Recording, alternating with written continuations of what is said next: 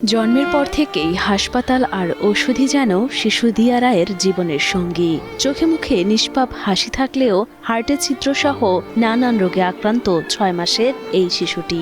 আদরের মেয়ের চিকিৎসার খরচ জোগাতে গিয়ে সর্বস্ব শেষ করেছেন হতদরিদ্র বাবা। এমনকি মেয়ের চিকিৎসার জন্য কাজেও যেতে পারেন না রাজমিস্ত্রি রতন চন্দ্র। রাজমিস্ত্রি কাজ করি, এখন কাজে যেতে পারি না মেয়ের সমস্যার কারণে। আর যেগুলো ছিল ভ্যান ছিল, গরু ছিল, মাটি ছিল, সবগুলো বিক্রি করে এখন ট্রিটমেন্ট করতেছি।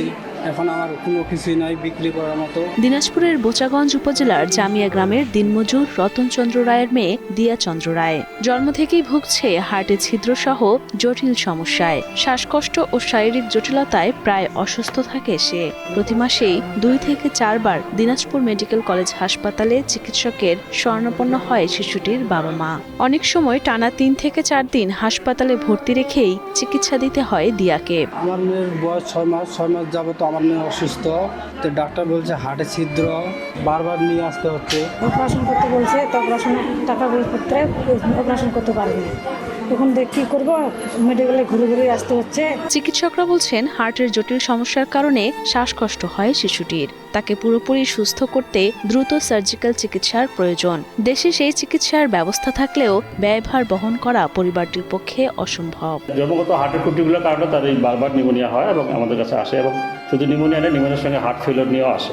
আমরা সেই অ্যাকর্ডিংলি সেটার ম্যানেজমেন্ট দেওয়া হয়, বা ভালো হয়ে যায়, আবার বাসায় গিয়ে আবার সেই ইনফেকশন হয়, আবার নিউমোনিয়া হয়। যেটা কমন এই কনজেনিটাল হার্ট ডিজিজ যারা তাদের রিকারেন্ট নিউমোনিয়াটা খুব কমন, সেই সঙ্গে হার্ট ফেলিওরও থাকতে পারে।